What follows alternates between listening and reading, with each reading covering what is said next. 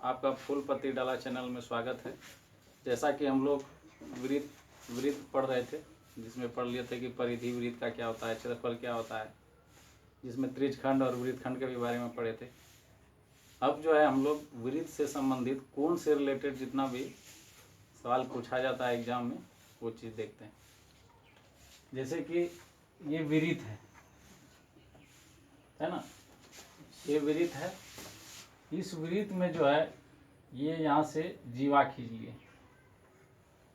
इस जीवा के द्वारा जो है यहाँ पे केंद्र पे जो कोण बनेगा वही कोण तो बनेगा, और इस जीवा के द्वारा परिधि पर भी कोई कोण बनेगा,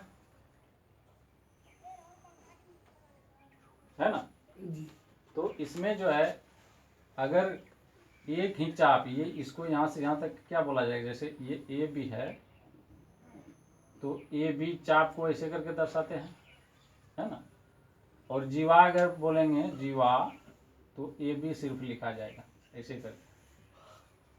अगर यहाँ पे थीटा कोण बनता है, एक ही चाप द्वारा अगर परिधि पे थीटा कोण बनता है तो उसका केंद्र पे जो है यहाँ पे उससे दुगुना बनेगा, यहाँ 2 थीटा बनेगा। आप समझ रहा है। एक ही चाप ऐसे बोलेगा, एक ही चाप या एक ही जीवा द्वारा परिधि पर बना कोण केंद्र पर बना कोण का आधा होता है ना। परिधि पर बना कोण केंद्र पर बना कोण का आधा होता है। इसमें 2 से भाग देगा तो थीटा आएगा। या इसको उल्टा के भी बोल सकता है कि केंद्र पर बना कोण परिधि पर बना कोण का दुगुना होता है, ऐसे भी बोल सकता है।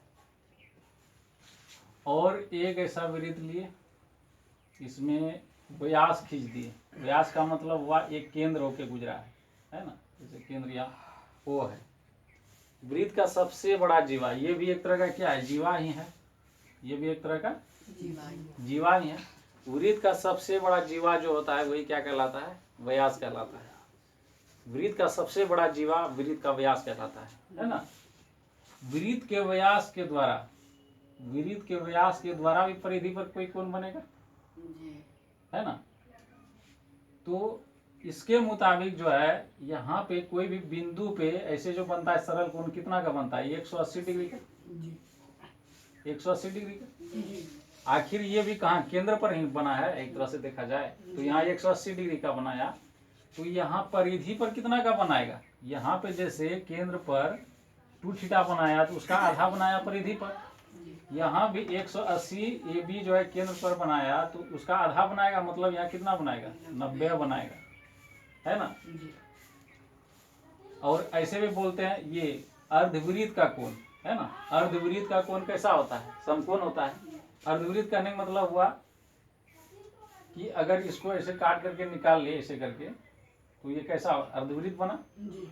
यहाँ पे अर्धवृत्त का कोण ऐसे करके बोला जाए। अर्धवृत्त का कोण क्या होता है, समकोण होता है। मतलब यहाँ भी क्या होगा, 90 डिग्री, है ना। तो इस टाइप का सवाल जो है आता है, समझा।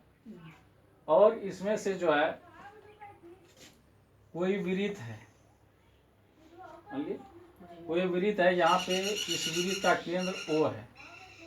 इसमें अगर कोई स्पर्श रेखा AB खींच दिए, कोई स्पर्श रेखा AB खींच दिए तो केंद्र से जो त्रिज्या होगा स्पर्श रेखा पे, है ना, केंद्र से जो है स्पर्श रेखा पे जो त्रिज्या जो टच करेगा तो यहाँ पे जो है समकोण बनाता है, मतलब 90 डिग्री बनाता है। यहाँ भी कितना होगा, 90 डिग्री का कोण, समझा। और इसमें से जो है एक ऐसा भी बोला जाता है कि अगर कोई वृत्त में, ठीक है ना, कोई वृत्त में किसी बाह्य बिंदु से अगर स्पर्श रेखा डालेंगे, बाह्य बिंदु पे कोई अगर स्पर्श रेखा डाल दिए, ये जैसे ए दिए, यहाँ बी दिए, यहाँ सी दिए, किसी वृत्त में बाह्य बिंदु से खींची गई स्पर्श रेखा की लंबाइयां बराबर होती है ना। इसका मतलब हुआ ये अगर वृत्त है, वो केंद्र वाला कोई वृत्त है, इसमें कोई बाहरी बिंदु ए है, इस पे अगर स्पर्श रेखा ए बी और ए सी खींचे तो ये दोनों रेखा क्या होगा, बराबर होगा। अर्थात ए बी बराबर क्या हो जाएगा, बी सी हो जाएगा, है ना। इतना तक समझ जाते होंगे, है ना। तो ये सब कॉन्सेप्ट अगर पता रहेगा तो सवाल बनेगा, है ना। तो दोस्तों आप लोगों को अगर समझ में आता है तो चैनल को सब्सक्राइब करें, अर्थात वीडियो को लाइक करें, ताकि हमको मेरा उत्साह बढ़ सके और इसी प्रकार का वीडियो आगे भी हम बना सके। धन्यवाद।